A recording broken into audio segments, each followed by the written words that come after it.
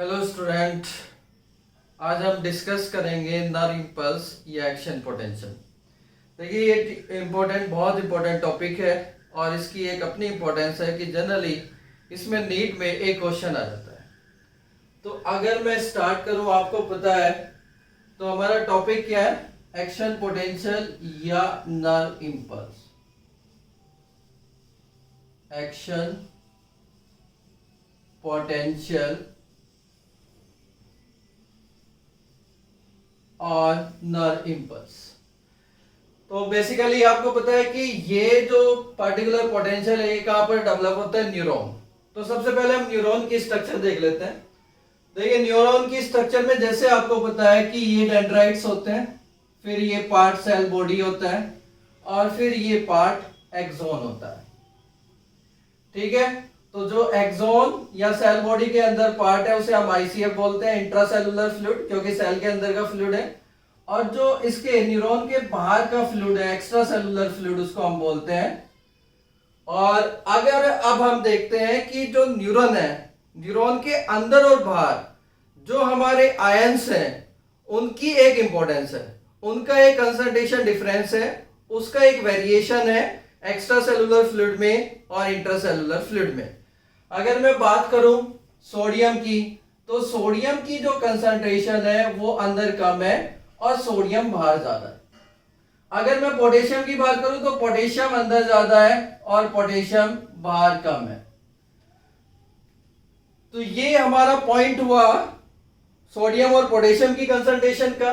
इसमें हमने देखा कि जो आपका एक्स्ट्रा सेलुलर फ्लूइड है उसमें सोडियम ज्यादा होता है और जो आपका इंट्रासेलुलर फ्लूइड है उसमें सोडियम कम होता है। इंट्रासेलुलर फ्लूइड में पोटेशियम ज्यादा होता है और एक्स्ट्रा सेलुलर फ्लूइड में पोटेशियम कंपैरेटिवली कम होता है। तो अगर मैं एक्शन पोटेंशियल को डिफाइन करूं तो एक्शन पोटेंशियल कहां पर डेवलप होता है, एक्शन पोटेंशियल एक्सोन हिलोक पर, यानी जो सेल बॉडी का पार्ट एक्सोन में कंटिन्यू होता है उस पर्टिकुलर पॉइंट पर अगर थ्रेशोल्ड स्टिमुलस आता है, थ्रेशोल्ड स्टिमुलस आता है तो ही यहां पर एक्शन पोटेंशियल डेवलप होता है। देखिए अगर इस पूरे न्यूरॉन की स्ट्रक्चर में मैं बात करूं तो एक्शन पोटेंशियल आपका एक्सोन हिलोक से डेवलप होगा और थ्रू आउट द एक्सोन वो जाएगा। लेकिन मैं डेंड्राइट और सेल बॉडी की बात करूं तो यहां पर एक्शन पोटेंशियल जनरेट नहीं होता है, यहां पर आपका ग्रेडियंट पोटेंशियल डेवलप होता है, वो मैं आगे बताऊंगा। और ये ग्रेडियंट पोटेंशियल किसके रेस्पॉन्स में डेवलप होता है, थ्रेशोल्ड स्टिमुलस के या स्टिमुलस के।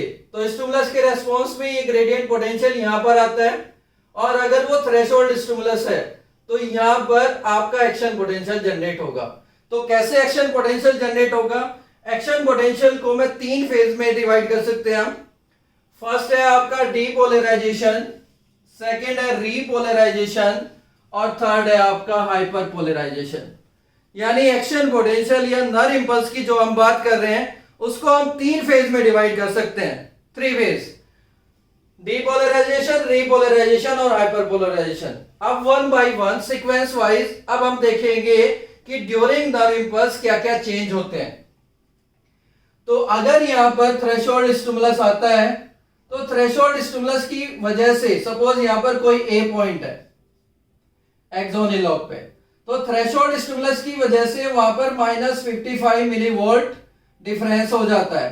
आपको पता है कि जो रेस्टिंग स्टेज में है जब न्यूरॉन, तो उसके अंदर कितना 70 मिलीवोल्ट रेस्टिंग मेम्ब्रेन पोटेंशियल होता है, -70। लेकिन जैसे ही यहां पर थ्रेशोल्ड स्टिमुलस के रेस्पॉन्स में ए पॉइंट पर -55 चार्ज डिफरेंस हो जाएगा, तो इसकी वजह से इस पॉइंट पर sodium voltage gated channel open हो जाता है। यानी थ्रेशोल्ड स्टिमुलस के रेस्पॉन्स में ए पॉइंट पर -55 हुआ, -70 से -55 गया और इस जाने की वजह से यहां पर voltage gated sodium channel open हो जाते हैं। आपको पता है कि मैंने अभी बताया सोडियम कहां जाता है, बाहर की साइड, तो सोडियम अंदर रश कर जाएगा और अंदर रश करने की वजह से इस पॉइंट पे सोडियम अंदर चला जाएगा, ए पॉइंट पे। तो बहुत सारे सोडियम अंदर चले जाएंगे जिसकी वजह से यहां पर जो चार्ज डेवलप होगा वो पॉजिटिव चार्ज डेवलप हो जाएगा, जिसे हम बोलते हैं action potential.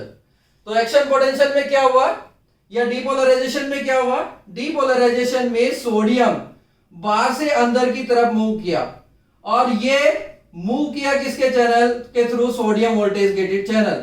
Voltage gated channel इसलिए हम इसको कहते हैं क्योंकि ये वोल्टेज के डिफरेंस में ये ओपन होते हैं। यानी अगर यहां पर -55 हुआ तभी ये sodium voltage gated channel open होंगे, अदरवाइज ये क्लोज होंगे।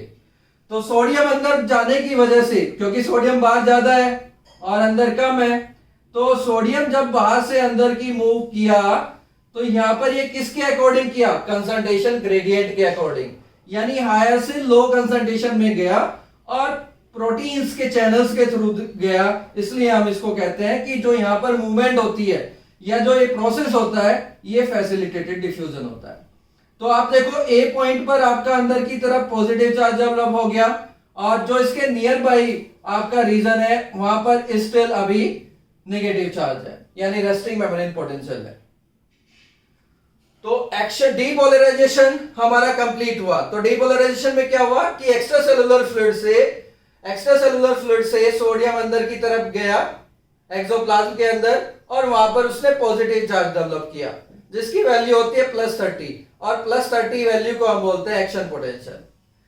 ठीक है, तो अब ए पॉइंट पर देखिए फर्दर क्या होगा कि जो आपका ए पॉइंट है, जब इसने +30 अचीव कर लिया तो यहां +30 पर potassium voltage gated channel open हो जाते हैं।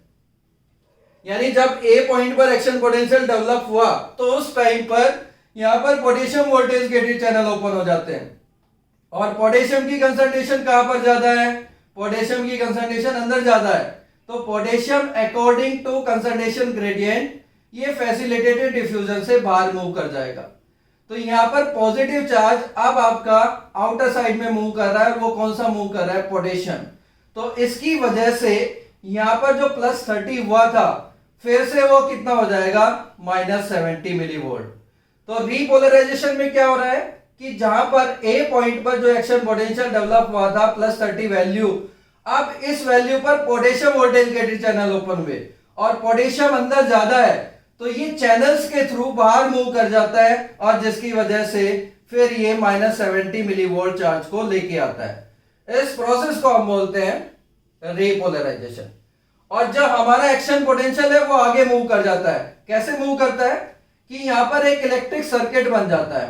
भाई पॉजिटिव चार्ज है और नेगेटिव इसके बी पॉइंट पर है, तो यहां पर एक करंट डेवलप होगी।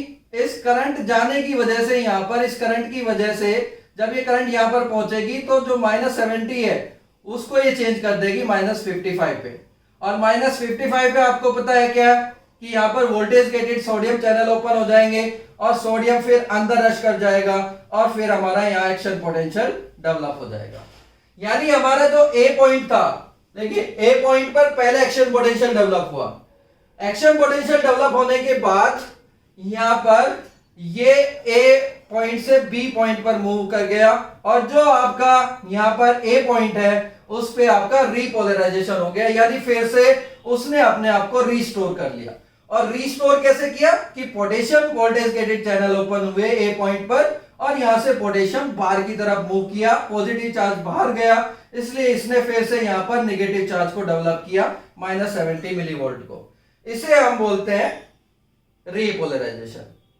रीपोलराइजेशन का मतलब क्या हुआ, +30 से -70 का फिर से आना, तो ये रीपोलराइज हुआ फिर से हमारा मेम्ब्रेन, और यहां पर जो आपका पोटेशियम मूव कर रहा है वो अंदर से बाहर की तरफ मूव कर रहा है, यानी इंट्रासेलुलर फ्लूइड से एक्स्ट्रासेलुलर फ्लूइड की तरफ मूव कर रहा है।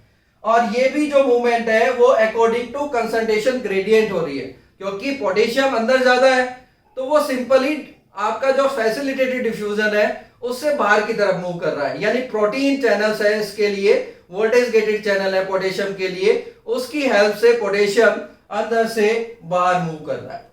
अब देखिए यहां पर जो लास्ट स्टेप है इसका वो है हाइपरपोलराइजेशन।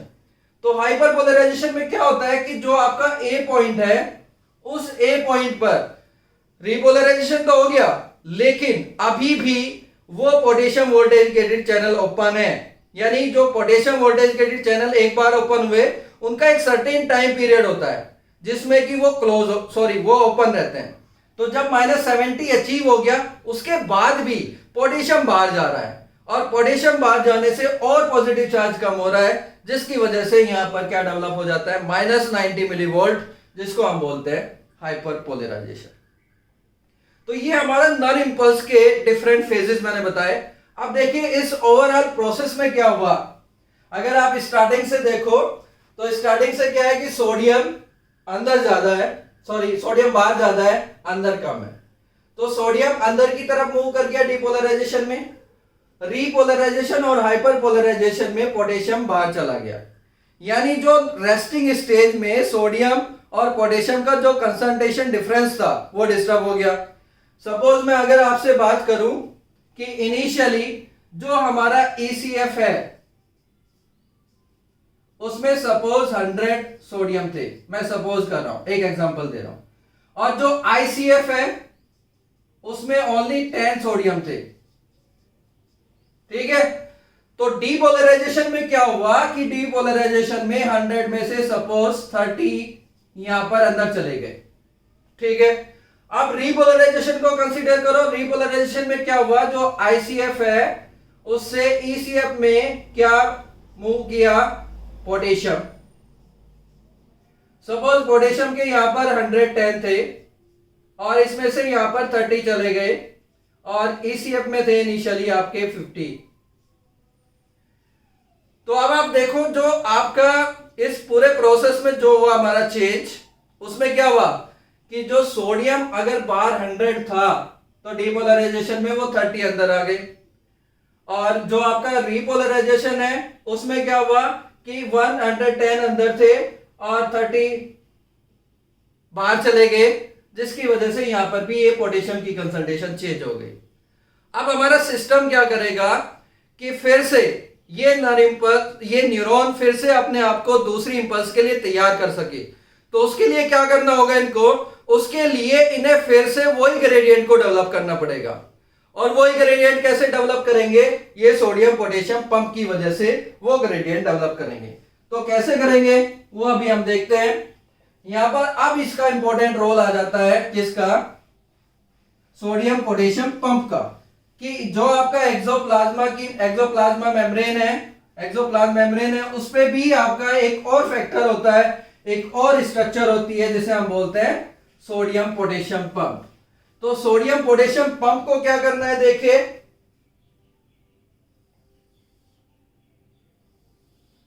सपोज ये यहां पर सोडियम पोटेशियम पंप है।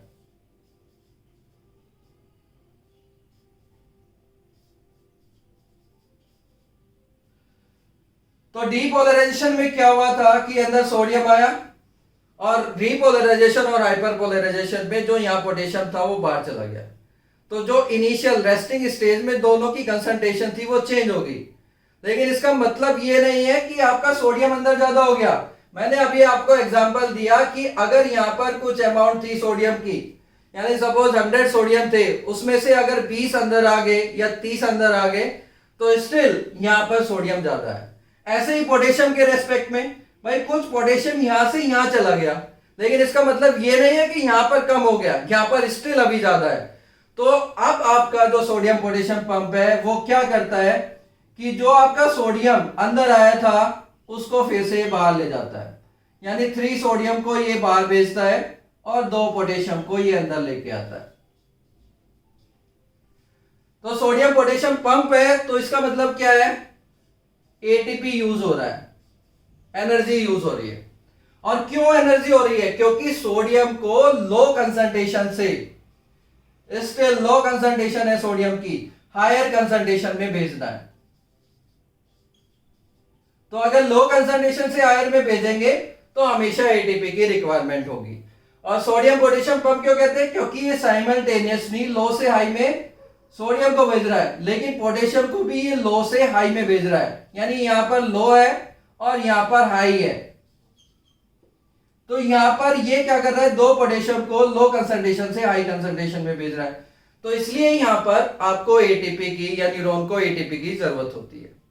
और ये सोडियम पोटेशियम पंप का मतलब क्या हुआ कि जो रेस्टिंग मेम्ब्रेन में सोडियम और पोटेशियम का जो एक कंसंट्रेशन डिफरेंस था वो कंसंट्रेशन डिफरेंस डीपोलराइजेशन, रीपोलराइजेशन और हाइपरपोलराइजेशन में चेंज हो गया, उसको ये क्या करता है, फिर से वापस उसी कंसंट्रेशन में लेके आता है। यानी ये जो सोडियम पोटेशियम पंप है ये ग्रेडियंट को मेंटेन करता है।